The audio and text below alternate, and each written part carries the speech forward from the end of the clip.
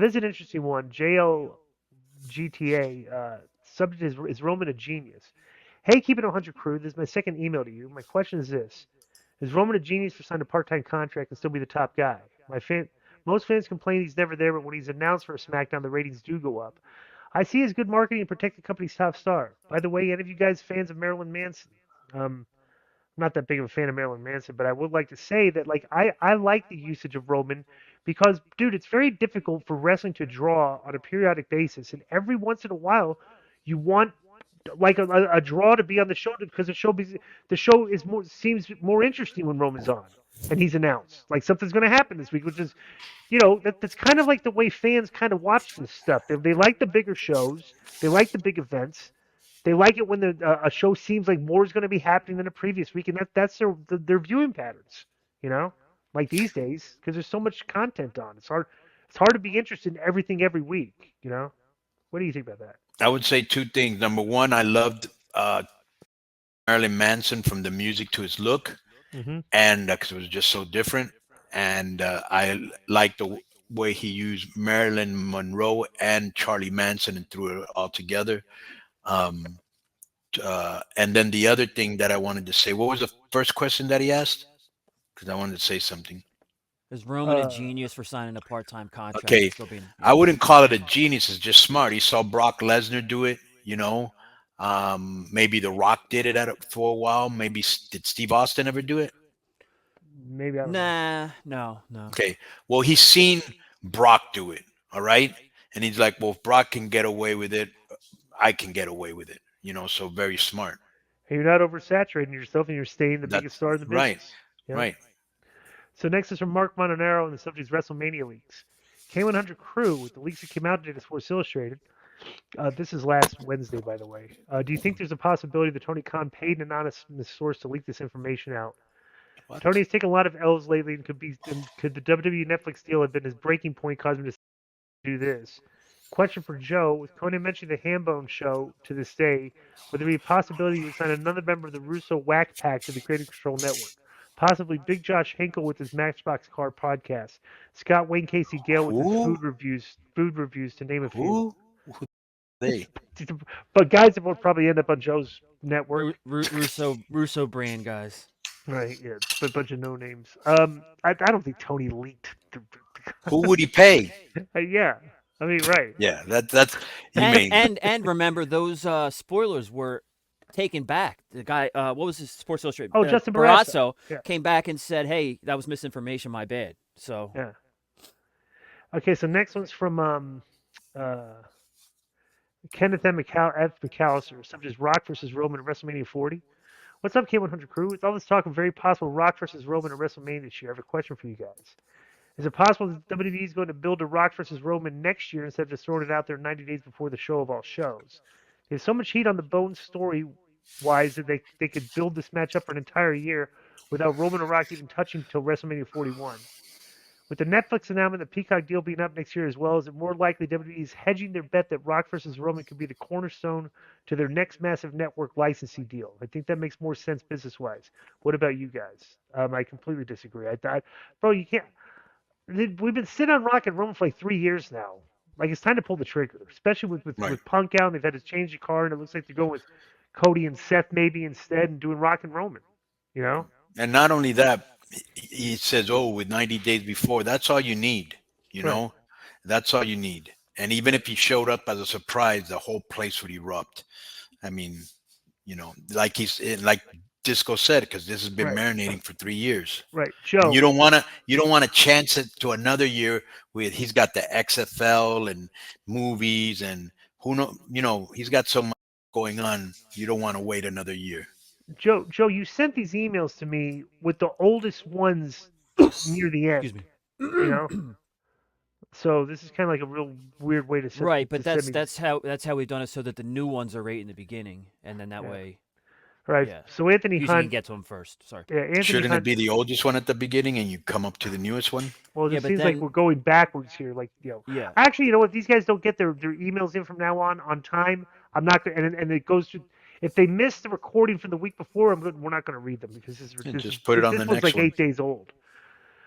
These guys, Monday Night Raw going to Netflix. K100, greetings crew. Big news in January. Raw is going to Netflix. Mega deal, I believe, is 50. I'm not even going to read this. This is like completely old news. Um, Sorry, Anthony. and then the next one is follow up of the WWE Netflix deal. I'm not reading this one either, Anthony. It's too late. We've already discussed this ad nauseum. It's like, this is... Okay, next is from Walter Lewis of Fourth. Subject is TK and the CBA. Greetings, my peoples from another steeple. Let's yellow card him for that. I like that. I like that yellow card. Well deserved. I recently heard Dave Meltzer compare Triple H to Tony Khan, saying WWE is still too carny and AEW has more of a sports feel. Dave said that? Wow. Can you look that up, Joe? Yeah, I'm looking it up now. Yeah. I don't know how anyone could disagree. What with Eddie Kingston doing his best New Japan cosplay wrestling style, seriously, his chops look like they wouldn't be fit to discipline 6 toddlers. Anyways, my question is, since AEW is apparently so much more sports-like, do you think the roster would benefit from something like a union, similar to how actors have SAG-AFTRA? What do you think? Neither WWE or AEW have a CBA in place. Would these things work in modern wrestling? Is it too much trouble that it's worth? Find out in the next episode of Dragon Ball Z. We've discussed previously. We even talked about it with Ryback.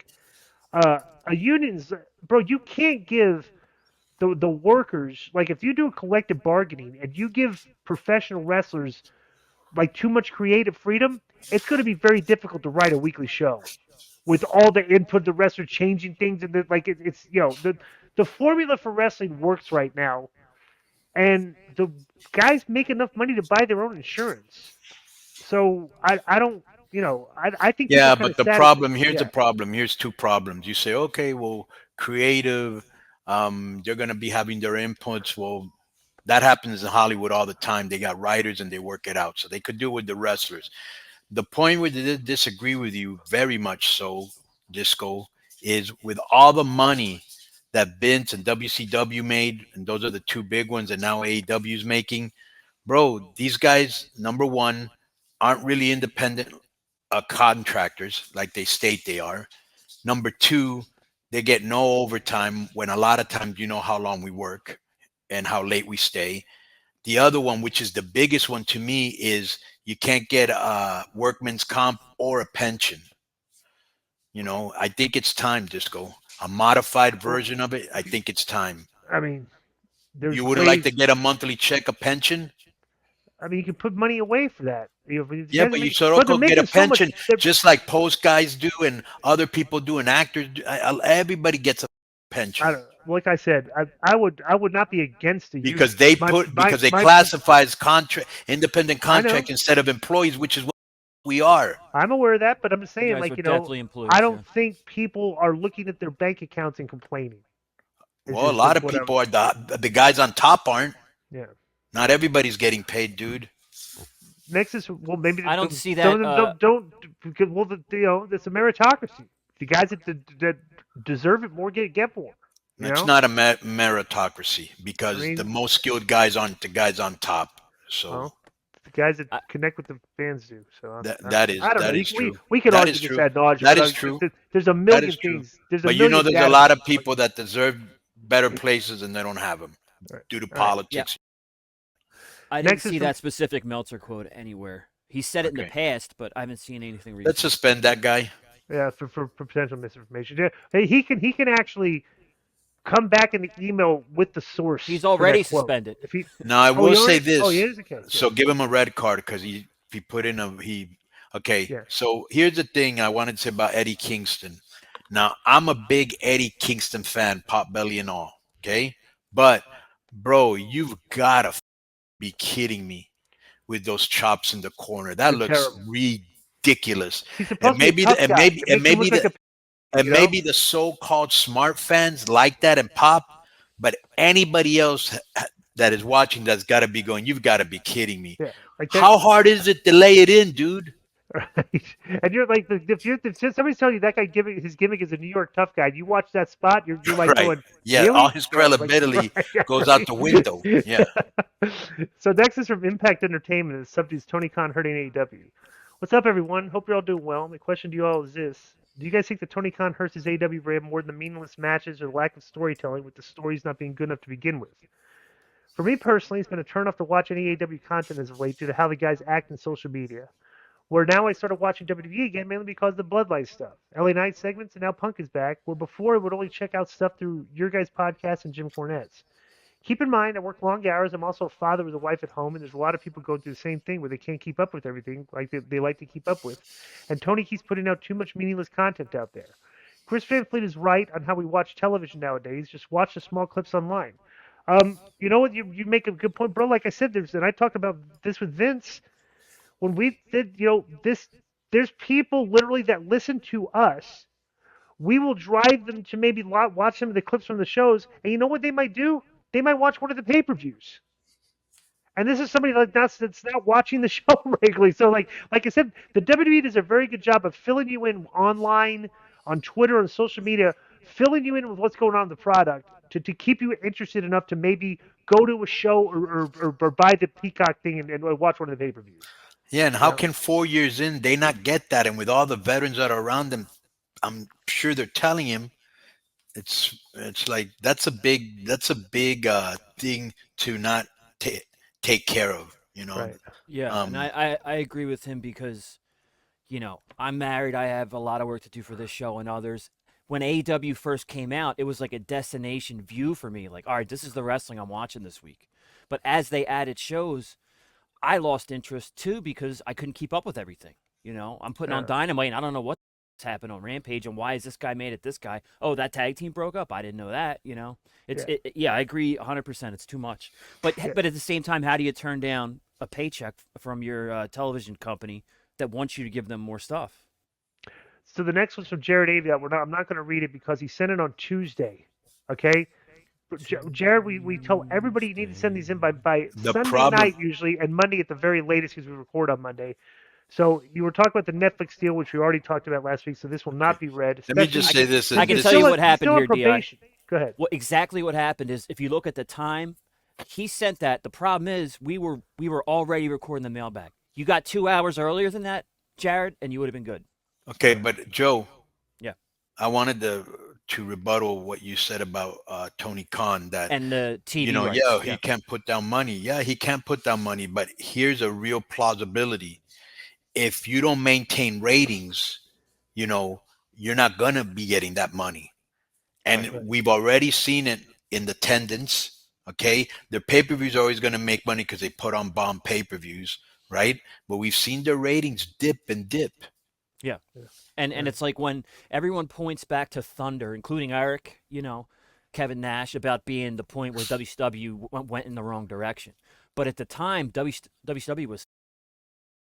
As a matter of fact, when Tony says, "I don't want to make the same mistakes as Eric made," Eric has said publicly, one of the biggest regrets I ever made was accepting Thunder. Yes or no? Yeah. And he did the same thing twice. And the difference is when WCW created Thunder, Nitro and pay-per-views were hot. When AEW created Rampage, they were doing well, but would you say they were hot as Nitro was at that time? No. They did. There's no way they're doing well enough. They need more content. Yes. Yeah. All right, so that's been the mailbag. Enjoy the rest of the show. Boom.